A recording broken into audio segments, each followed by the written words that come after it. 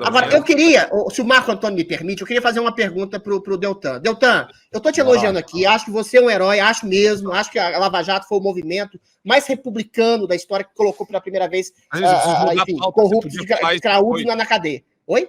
Mas o que eu queria te perguntar é o seguinte, eu já vi você no passado fazendo elogios aos freios colocados pelo STF. Você faz um meia-culpa quando você percebe que você não criticou de maneira mais incisiva os abusos que germinaram como ovo da serpente dentro do Supremo Tribunal Federal, dentro da Justiça Eleitoral, que culminaram na ditadura que a gente está hoje. Você faz esse meia-culpa? Adelise, eu fico contente que você tenha trazido isso, porque eu vi o Bruno aqui fazer a mesma pergunta. Ele falou, Deltan, e o teu silêncio diante dos absurdos do STF? Gente, eu fui a pessoa que mais criticou o STF na história. Talvez eles não tenham olhado, Mas a Justiça talvez Eleitoral você não tenha acompanhado. A Justiça Eleitoral, deixa eu separar as coisas, tá?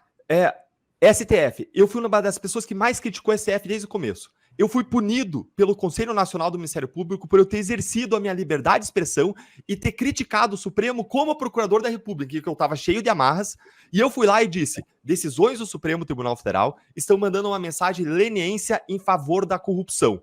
Foi o que eu disse e ainda disse, não estou imputando má fé a ninguém, estou fazendo uma análise objetiva dos efeitos das decisões sobre as nossas investigações e processos. Ou seja, tem alguém com mais legitimidade para falar isso do que quem está atuando, agente público na investigação? Não tem. E eles me puniram por quebra de decoro, uma crítica legítima, republicana, correta, mas STF mandou tirar post meu criticando o STF do ar.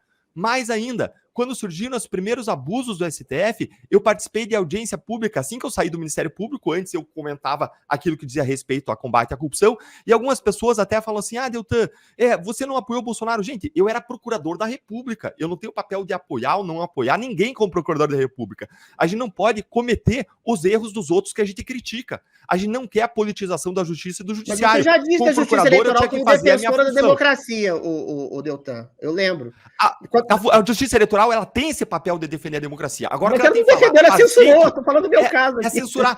Mas o que a gente está fazendo, o que ela tem feito desde há muito tempo, ela tem censurado as pessoas, ela tem atacado a democracia, e desde então a gente tem criticado. Agora, se você me pergunta, sei lá em 2014, se eu falaria que a Justiça Eleitoral defendia a democracia, eu falava que sim, não tinha nenhum abuso, então. Conforme os abusos foram acontecendo, a gente passou a criticar. E lá atrás, quando surgiram os primeiros abusos, lá em 2021, assim que eu saí do Ministério Público, eu fui chamado para uma audiência pública do Senado Federal e eu descasquei os abusos que aconteciam. Tá lá no YouTube da audiência pública do Senado. Então, eu sempre me posicionei contra os abusos do sistema, do Supremo Tribunal Federal, do TSE. Agora, se me perguntar lá em, 2015, se eu via algum abuso, não via, não era o nosso tema, não era. A gente, pelo menos eu não tinha os olhos abertos para nenhum abuso naquela época. Agora, hoje tem uma discussão sobre justiça eleitoral, funcionamento do sistema, que é uma discussão que não é criminosa, que não pode ser criminalizada, que está dentro da liberdade de expressão e que eu tenho visto diferentes opiniões. Eu tenho a minha, você vai ter a tua, outra pessoa vai ter a dele. Agora, o que a gente precisa com certeza fazer? É defender a liberdade de expressão para que as pessoas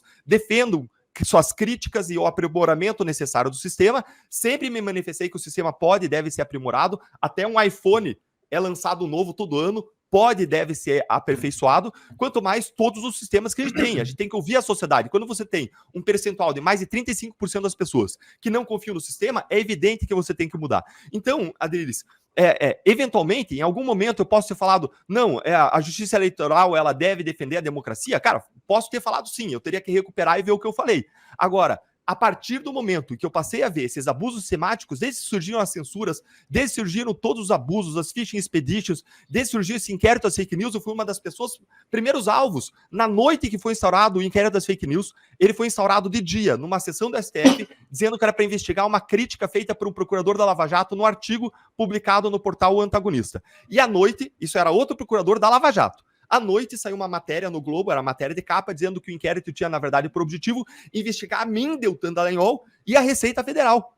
Esse é o nível. O Supremo instaurou esse inquérito para proteger os seus membros. E aí, em agosto, eu entendi o que eles queriam dizer. Eles mandaram parar a investigação que existia contra a família do Gilmar Mendes contra a família do Dias Toffoli, em cima de lavagem de dinheiro, de indícios de irregularidades fiscais e uma série de crimes estavam sendo apurados, segundo a Receita, a partir de uma seleção de mais de 100 contribuintes em relação aos quais existiam indícios de ilicitude. E aí, numa canetada, o Supremo, em agosto, mandou parar as investigações, quando o Supremo não podia fazer isso, não tem competência para isso, muito menos fazer isso no inquérito. Então, se me perguntar se eu fiz críticas ao Supremo, eu fiz ao longo de todo o tempo. Se me perguntar, eu vi uma outra crítica que eu vi aqui no chat. Deltan não apoia o Bolsonaro. Olha meus vídeos eleitorais, olha meus vídeos ao longo da campanha. Foi eleito como mais votado depois de ter sido eleito, ou seja, não foi instrumental sair fazendo campanha para defender o Bolsonaro contra o Lula no segundo turno em todo o Paraná. Sim, mais uma vez, existem muitas...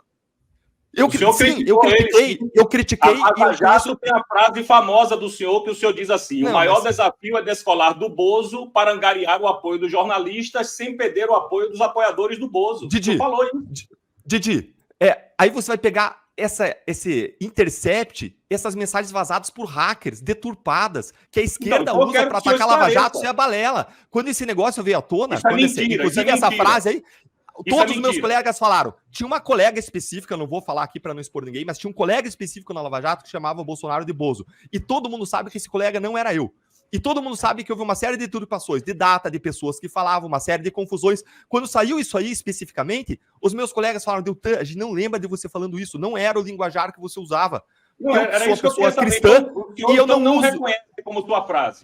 Você não vai ver nem eu xingando nem o Lula. Eu reconheço em cima de evidências que ele cometeu crimes, que ele foi condenado por corrupção, que ele foi condenado como ladrão, mas eu não xingo pessoas, não é o meu linguajar. Aí você vai acreditar nesse material do Intercept em cima de uma frase. Então que eles mostrassem 100 frases minhas.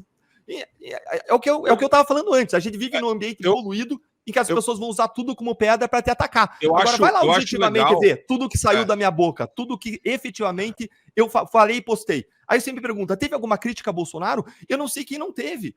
Seja pelo linguajar, seja pelo cuidado, pelo excesso verbal, seja por ele nomear aras. Então, eu fiz críticas legítimas, mas desde todos os momentos, eu falei, a gente tem uma série de pautas em comum, as pautas do conservadorismo, as pautas da liberdade econômica. Foi o governo que, comparado com o Dilma Rousseff, que colocou a economia lá em cima, lucros recordes das estatais, superávit recorde. Eu fui no Roda Viva, entrevistado por uma bancada toda de esquerda, falei na frente de todo mundo, olha, o governo Bolsonaro, ele multiplicou o PIB do Brasil, da Dilma, em mais de 10 vezes se comparado com o governo, e talvez mais ainda comparado com o outro Dilma. Então, existem várias pautas em comum. O senhor não reconhece? Não reconheço. Não reconheço como minha fala, assim como os meus colegas, e não sou eu, os meus colegas de Lava Jato, os meus colegas não reconhecem. Porque se fala, ele tá se defendendo. Quando saiu, eu falei, pessoal, vocês lembram disso aqui? Aí o pessoal falou, Deltan, não tem a tua cara isso aí, não é o linguajar que você usa, não tem o teu jeito. Agora, o ponto quando os caras pegam lá 1 milhão de mensagens, segundo eles dizem que estava tudo zoneado, bagunçado, e eles passam a publicar de forma descontextualizada. Para você ter ideia, Didi, eles publicaram que a gente teria investigado ministros do STJ.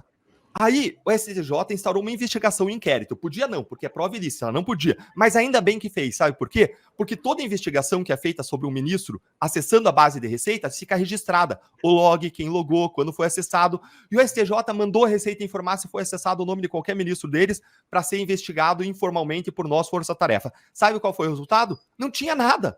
Nada. Balela. Como disse um procurador, Edilson Mogenot de São Paulo, um procurador do Ministério Público, ele disse, a Vaza Jato é uma grande fofoca querendo bancar de escândalo. É como o grupo de vocês e o WhatsApp, você tem ironia, você tem brincadeira, você tem... o Adriles vai preso. Se abrir o grupo de WhatsApp do Fio Diário, o Adriles vai preso. Todo mundo brinca toda hora, todo mundo fala coisas bravatas. E aí eles pegam isso e eles dão contexto, tiram de contexto, falam, olha aqui, eles queriam fazer isso, queriam fazer aquilo. Se me perguntar, na opinião de bastidor, se eu acho que determinados ministros, determinadas pessoas são ladrão, eu falo para os meus amigos. Agora eu não falaria publicamente, sem ter uma prova que eu possa sustentar aquela... Mas você coloca as tuas impressões, né, para os seus amigos. Então, ali você tinha um monte de blá, blá, blá, e aí eles pegaram, deturparam, não organizaram direito material, saiu coisa comprovadamente errada, como a gente mostrou na época, e aí usam isso como pedra para tirar naqueles que eles veem como seus adversários. Assine o Fio Diário. Assim você vai ter acesso integral ao programa completo Adriles sobre tudo, além de outros diversos programas na nossa plataforma. Assine aí.